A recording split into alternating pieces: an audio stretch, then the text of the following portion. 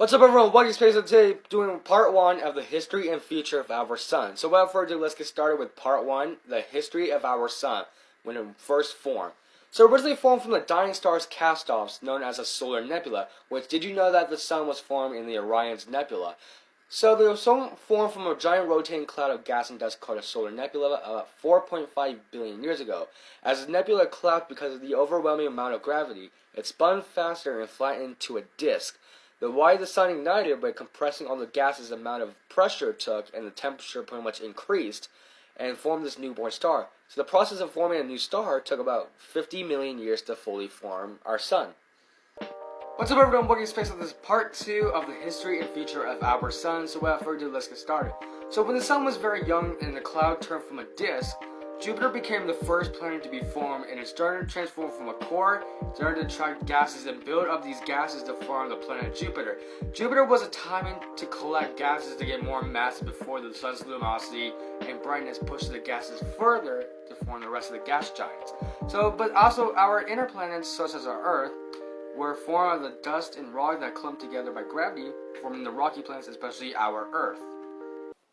What's up, everyone? Welcome to Space. This is part 3 of the history and the future of our sun. Without further ado, let's get started. Also, don't forget, I do have a brand new YouTube channel that I just made. Also, I will start doing a new video talking about the introduction of this channel. Also, like I said, if you guys want to go get there, go click that link to the bio. That's my brand new YouTube channel where I just made it.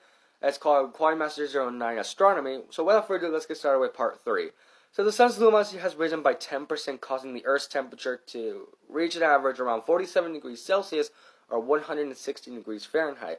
The atmosphere will become a moist greenhouse, resulting in a runaway evaporation of the oceans, just like what happened to Venus about 3.5 billion years ago. This will cause plate tectonics to stop completely, if not already stopped before this time.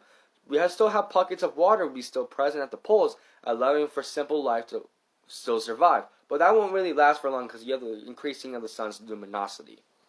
What's up, everyone? Welcome to Space. This is part 4 of the history and future of our sun. Without further ado, let's get started. Also, don't forget, I do have a new YouTube channel. I just posted my first video yesterday. Go over there, click the link in the bio, and subscribe over there and watch my first video. I can't wait to start this journey with all you guys, learning about space and go more into depth of what I'm actually saying here on TikTok. So yeah, without further ado, let's get started. So 5 billion years from now, the sun have grown to a red giant star more than 100 times larger than its current size. And this is because the sun went through the hydrogen fuel and converting it to helium. And eventually it keep converting it to heavier elements. So this outer layer started expanding. Eventually with the Earth, it had the chance to A, get engulfed by the sun, or B, get it far away from the sun when it loses mass. But the process of the red giant will engulf Mercury, Venus, and possibly the Earth. What's up, everyone? Welcome to Space. So this is the final part of the history and the future of our sun. So without further ado, let's get started. Also, don't forget, I'm posting a brand new video, maybe later, about the search for Planet 9. So we're going to find out what secrets of Planet 9 can we cover in this one video. So yeah, go over there, subscribe, and there'll be a link in the description.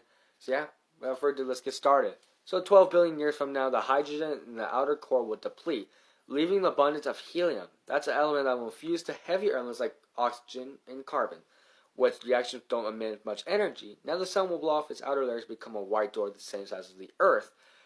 Now, because during the time the core shrank during each pulsation and contraction, once the outer layers come off, it will become a nebula. Then the white dwarf will cool into a brown dwarf, because obviously white dwarfs don't emit their own energy to actually keep them very hot. So pretty much they lose the energy. They lose all that heat, becoming this brown dwarf.